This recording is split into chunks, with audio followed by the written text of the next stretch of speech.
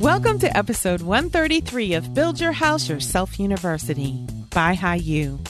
I'm your host and fellow student, Michelle Nelson, and together we'll learn the basics of home design and construction and demystify the building process so we can make smart decisions and build quality dream homes with or without a general contractor. I've gotten lots of emails from many of you stating that you love the show, but that you've decided to hire a builder. It's almost as if you were apologizing for hiring a builder. But this podcast is for anyone building a house or anyone who wants to know about building a house so that we can all build quality dream homes with or without a general contractor. Some people just aren't interested in contracting their own homes. They don't have the time or interest to make all the decisions that builders have to make. They don't feel comfortable hiring and managing subs. So in that case, hiring a general contractor is a good course of action, and there should be no shame associated with hiring as much help as you need to build your home. The purpose of this podcast is to help us all make informed decisions and better understand the construction process, whether we use a builder or not.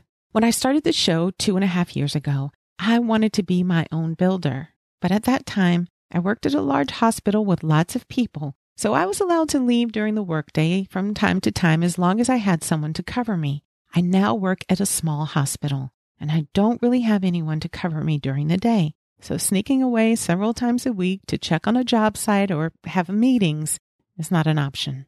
Despite my restrictive work schedule, I still held out hope that I could act as my own general contractor and simply meet with subs and go to the job site before and after work.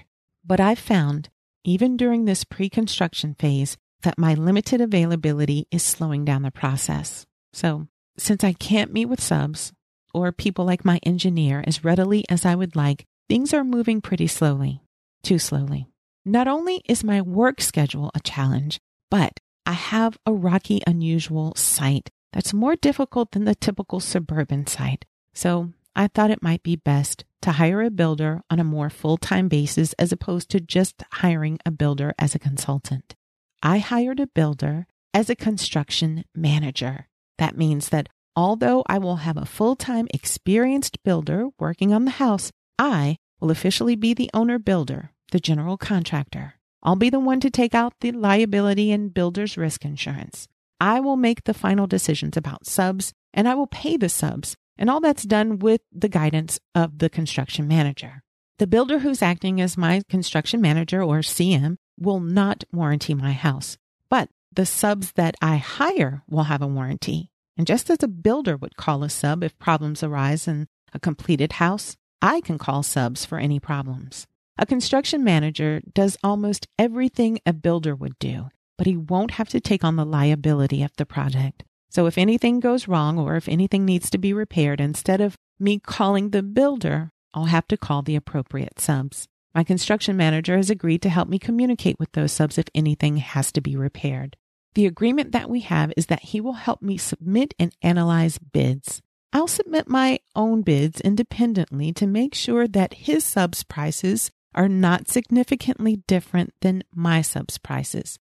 He'll oversee all aspects of construction, including daily site visits. He'll order any materials I want him to, but I will pay for the materials. And my CM will be on site to receive materials when they come in. He's managing all the construction for a flat fee. That fee is significantly lower than I would pay a general contractor. To learn more about what construction managers do, take a listen to episode 7 called Build Your House Yourself, but not all by yourself. So that's where we are. A few weeks behind my pre-construction schedule due to my own inability to get away during the day, but moving forward. Now with a construction manager on board. I feel really good about that decision. I also made a very slight change in my house plan.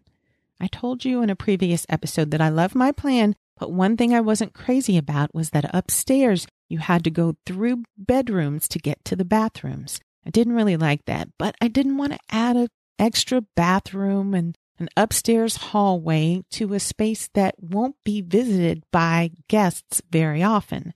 So the original house plan was that you had to go through the bedroom to get to the bathroom. But I thought about it one day and a solution just came to me. So what I'm doing is simply flipping the bathroom and the bedroom so guests can enter the bathroom either through the bedroom or through a cased opening off the upstairs lounge.